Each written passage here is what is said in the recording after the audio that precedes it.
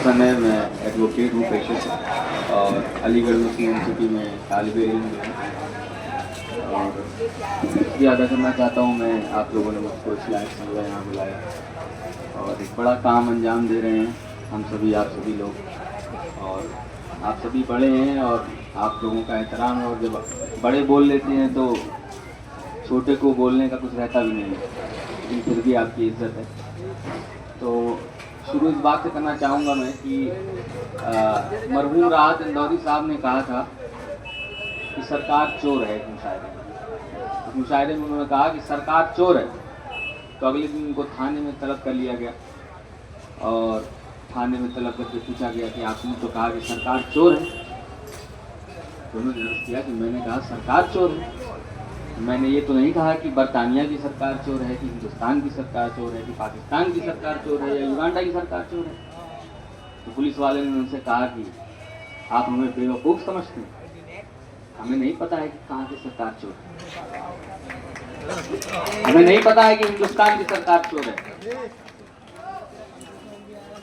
तो कहने का मकसद ये है कि जो पुलिस, जो सरकार ये जानती है कि आपके फ्रिज में क्या रखा है, जो पुलिस और सरकार जानती है कि आपके अकाउंट का बैलेंस कितना है, जो सरकार और पुलिस ये जानती है कि आप अपने फ़ोन पे किससे बात करते हो, जो सरकार और पुलिस ये जानती है कि आपके किससे मरासिम में सुबह से लेकर शाम तक आपकी किससे मुलाकात हुई है, आपकी किससे बात हुई है, जो सरकार और पुलिस करोड़ों रुपए खर्च करके सॉफ्टवेयर खरीद के लोगों के फोन पे सर्विलांस करती है, वो सरकार और पुलिस ये नहीं जानती है कि कौन नशा बेच रहा है, वो ये नहीं जानती है कि कौन नशा खरीद रहा है, वो ये नहीं जानती है कि कहाँ नशा बिक रहा है। वो बेशक जानती है, वो बिल्कुल जानती है, लेकिन बात हकीकत इस बात की है कि उनकी प्रायोरिटी क्या है, इस मुल्क की प्रायोरिटी क्या है। जिस हवा में हम आज सांस ले रहे हैं वो हवा ऐसी है कि आपकी और हमारी उम्रों को 15 साल 10 साल तक हटा सकती है। अभी ये ऐलान हो जाए कि 100 लोग दिल्ली में इस खराब हवा की वजह से मर गए हैं, तो अभी ये रोडें खाली हो जाएंगी और कोरोना की तरह आप अपने अपने घरों में चले जाएंगे। क्या आपकी जिम्मेदारी सिर्फ यही है कि आप अपने फ्लैटों को अच्छे तरीके से साज सज्जा की तरह सजा के रखें और बाहर से आए और अपने घरों में घुस जाएं और अपने घर वालों के साथ जो है वो अपना काम फारिग करके रात में सो जाएं? उसके आगे की कोई जिम्मेदारी नहीं है आपकी। ये ओखला का इलाका, ये शाहीन बाग का इलाका, ये बाटला हाउस का इलाका, जहां ज़्यादातर कंसंट्रेशन जो है वो मुसलमानों की है, और मैं ये बड़ी ही जिम्मेदारी के साथ कहना चाहता हूँ कि हिंदुस्तान के मुसलमानों का क्रीम रहता है इस इलाके में। हिंदुस्तान के मुसलमानों का ऊंचा तबका जो पढ़ा लिखा है, जो कमाता है, खाता है और जो अपने घर पे बेचता है, वो यहाँ रहता है। लिटरेट तबका रहता है, और वही तबका जिस कौम को ये कह दिया गया कि सफाई आधा ईमान है, उसी के फ्लैट के बाहर दुनिया की गंदगी पड़ी हुई है, लेकिन उसको सिर्फ यही पड़ा हुआ है कि उसका फ्लैट साफ है, उसके बच्चे साफ हैं। आप ये बताइए कि आज से 10 साल 12-15 साल बाद जब आपके बच्चे बड़े हो जाएंगे तो आपसे जब वो सवाल करेंगे कि मेरे वालिद, मेरी माँ, मैं बाहर जाता हूँ तो मेरा पर्स छीन लिया जाता है, मैं बाहर जाती हूँ तो मेरी असमत पे हाथ डाला जाता है, ये कैसा समाज आपने पैदा किया? क्या आपने अपनी जवानी में इसको खत्म करने के लिए कुछ नहीं किया? क्या आप पैसा कमा कर सिर्फ मुझको खिलाते थे? क्या आप जो है दिन भर काम करके अपने सिर्फ फ्लैट को सजाने के लिए जो है आप मशहूर थे? क्या हवा खराब है इस शहर की, पानी खराब है, क्या आपने इसके लिए कुछ नहीं किया? क्या अगर इन्हीं लोगों में से जिनके कत्ल होते हैं, जिनके साथ क्राइम होते हैं, क्या आपको नहीं लगता है कि कयामत के दिन तो जालिम और कातिल से सवाल होंगे, लेकिन क्या आपसे सवाल नहीं होंगे कि आपने क्या किया इसको रोकने के लिए? दूसरे का बच्चा मारा जा रहा था तो आप चुप थे, आप अपने फ्लैट में जाकर के आराम अंदोज थे। जब दूसरे के बच्चे नशे कर रहे थे तो आप अपने फ्लैट में जाकर के सो रहे थे, आराम अंदोज थे। जब आपके बच्चे खुद उस चीज से के ज़ेरे असर आएंगे तो क्या कयामत के दिन अगर उनको कोई कत्ल कर देता है तो कातिल के साथ आपका सवाल जवाब नहीं होगा? क्या वो आपसे सवाल नहीं तलब करेंगे कि मेरे वालिद आपने इसके लिए क्या किया? तो जिम्मेदारी जो है वो आज की है, काम आज का है, आज करना है। और अल्लामा इकबाल का आज जो है यौम पैदाइश, यौम इकबाल है, और इकबाल ने ही कहा था कि वतन की फिक्र कर ऐ नादां, मुसीबत आने वाली है, तेरी बर्बादियों के मशवरे हैं आसमानों में। और हकीकत जान लीजिए कि ये आसमानों में ये जो हवा घूम रही है, ये इस दर्जे की है कि अगर आपको ये यकीन दिया जाए कि ये कितनी खतरनाक है, तो इस सड़कों पे लोग नहीं बचेंगे, अपने अपने घरों में चले जाएंगे। जो धनवान है, जिनके पास पैसे हैं, जिनके पास जो है रुपए है, वो तो अपने कमरों में, अपने गाड़ियों में एयर प्यूरिफायर लगा दे रहे हैं, लेकिन आप जो इन रोडों पे चल रहे हैं, आपके अंदर इतनी हिम्मत नहीं है कि आप उनसे सवाल करें। आप उनसे सवाल करें कि ये हवा खराब है, ये किसकी जिम्मेदारी है, इसको सही करने की किसकी जिम्मेदारी है। आप देख रहे हैं कि रोड भरी हुई है तो कोई हफ्ता की कोई परेशानी ही नहीं है, कोई दिक्कत ही नहीं है, ये लोग भी चल रहे हैं, हम भी चल रहे हैं। आपको अगर ये बता दिया जाए कि ये हवा उतनी ही खतरनाक है जितना कि एक वक्त कोरोना खतरनाक था, तो आप जो है अपना सर पकड़ के अपने अपने घरों में वापस चले जाएंगे। लेकिन ऐसा नहीं है। सरकार आपको, एक तरफ आप सरकार का क्रिटिसिज्म भी करते हो, सरकार आपको जो कह दे रही है आप उसको कबूल भी कर लेते हो कि हवा सही है, पॉल्यूशन सही है, मैनिपुलेशन जो हो रहा है उसको आप मान ले रहे हो कि सही है। और ये पैसे वालों में और कम गरीब और अमीर में ये जो फर्क है कि गरीब अमीर समझ रहा है कि हवा खराब है और गरीब को ये समझाया जा रहा है कि हवा सही है, पॉल्यूशन सही है, और आप समझ ले रहे हो। और ये मुस्लिम मेजॉरिटी का इलाका, हम सरकार से मुतालबात करते हैं, हम पुलिस से मुतालबात करते हैं, हम ये कहते हैं जुल्म हो रहा है, सितम हो रहा है। यहाँ जुल्म करने वाला कौन है? यहाँ जालिम भी मुस्लिम, मजलूम भी मुसलमान, कातिल भी मुस्लिम, मकतूल भी मुसलमान, नशा बेचने वाला भी मुस्लिम, नशा खरीदने वाला भी मुसलमान।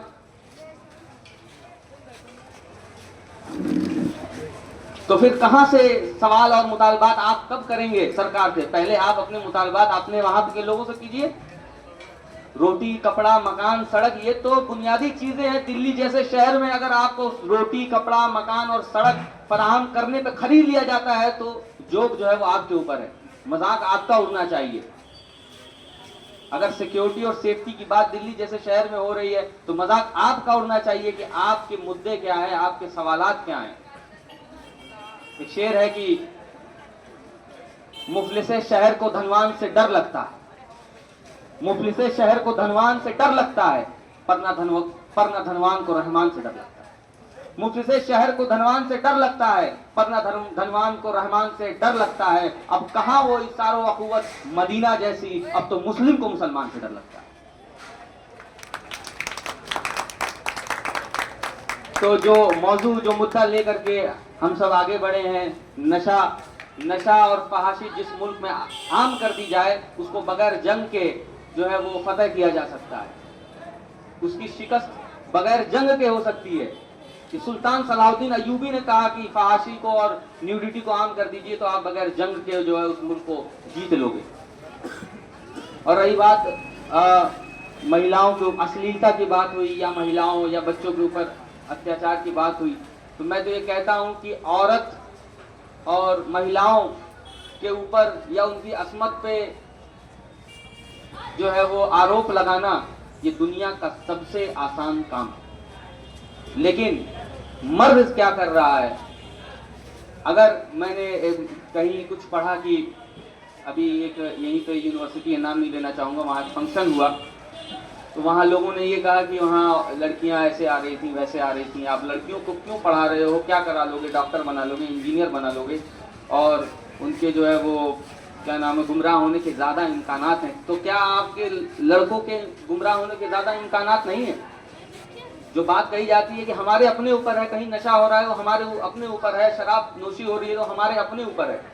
तो क्या जो हक लेके अपने घरों से आप एक बहैसियत मर्द होके निकले हो कि हमारे अपने ऊपर है कि हम गलत काम करते हैं या नहीं करते, क्या वो हक आप अपनी औरतों को फराहम होना नहीं देना चाहते? क्या पैमाने आपके अलग हो जाएंगे? क्या आपके जो है तराजू अलग हो जाएंगे औरत और मर्द को जो है नापने के लिए? तो ये चीजें हमें सोचने की जरूरत है, इस पे फिक्र करने की जरूरत है। और ये हमारी आपकी सबकी जिम्मेदारी है। आपकी औलादें, हमारी औलादें आने वाले वक्त में हमसे सवाल करेंगी कि जब ये चीजें हो रही थी तो आपने इसके लिए क्या किया, रसूलुल्लाह सल्लल्लाहु अलैहि वसल्लम ने उस दौरे मक्का में जब शराब या नशा भी आम था और हर चीज आम था, इस्लाम आ गया था, लोग मुसलमान हो गए थे, फिर भी वो नशा करते थे। तो धीरे धीरे समाज में लोगों के पास जा जा करके उनकी इस्लाह की, उनको जो है समझाया, उनको बुझाया। ये नहीं कहा कि एक झटके में जो है तुम जो है काफिर हो जाओगे अगर शराब पी लोगे। तो ये काम आपको मेहनत के तहत ऐसे करना पड़ेगा और जाना पड़ेगा लोगों के पास। और आपको ये नहीं देखना पड़ेगा कि फलाना अगर नशा कर रहा है तो वो फलानी की औलाद है, वो आपकी भी औलाद की हो सकती है, आने वाले वक्त में हो जाएगी। कोई इस बात से जो है परहेज नहीं है किसी को कि आपकी औलाद नशा नहीं कर सकती, आपकी औलाद फाहिश में नहीं पड़ सकती है। जिस इलाके में आप रह रहे हो, आपकी दुनिया आपका फ्लैट नहीं है। जिस रोडों पे आप चल रहे हो, जिन मैदानों पे आप जा रहे हो, जिन मेट्रो स्टेशन पे आप चल रहे हो, वो भी आपका घर है। वहां पे आपकी औलादें चलेंगी। आपकी अगर बेटियों को, आपकी बहनों के ऊपर असमत पे उनके जो है वो कोई हाथ उठाएगा तो वो आपसे भी सवाल करेंगी कि आपने इसको सुधारने के लिए क्या किया।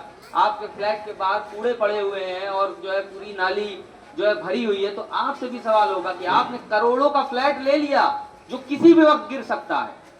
ये भी जान लीजिए, मैं बहैसियत एक वकील के आपके सामने आया हूं। मैंने देखा है करोड़ों के फ्लैट ले करके जो कभी भी गिर सकते हैं, उसको तो आप सजा लेते हो, लेकिन आपके घर के बाहर के क्या हालात हैं, आपके समाज में, आपके इलाके में, आपके कम्युनिटी सेंटर्स में क्या हालात हैं, उस पर आपने कभी गौर फिक्र नहीं किया।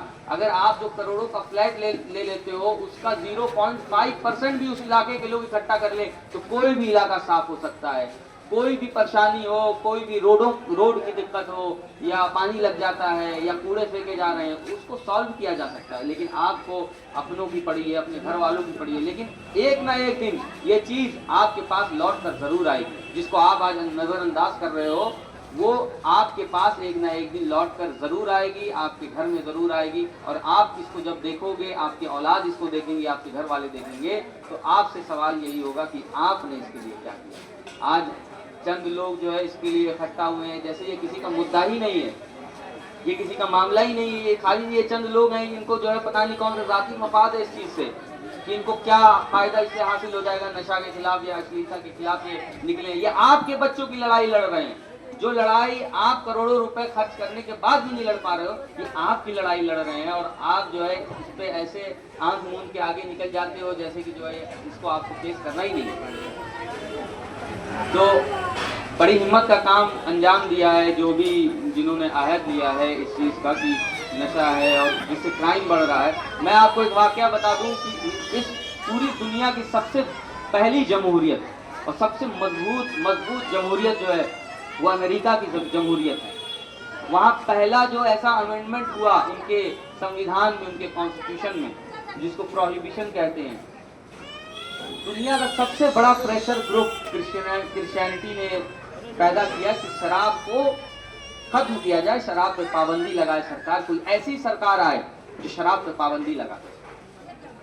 तो अरबों रुपए खर्च किए गए, अरबों रुपए खर्च करके लोगों में जो है इस बात का क्या नाम है, जागरूकता फैलाई गई और सरकार से प्रेशर ग्रुप का काम किया गया। तो अगली सरकार जो आई वो इसी बिना पे आई कि हम आएंगे तो शराब बंद कर देंगे, हम जब आएंगे तो हम शराब बंद कर देंगे। तो मेजॉरिटी, थम्पिंग मेजॉरिटी के साथ उस सरकार को चुना गया और उसने शराब को बंद कर दिया। लेकिन उनका तरीकेकार क्या था या क्या नहीं था, मैं बता दूं, ये एक ऐसी चीज है कि दुनिया की सबसे मजबूत जमहूरियत को जब सबसे पहला अमेंडमेंट आने के बाद जिसको रिपीट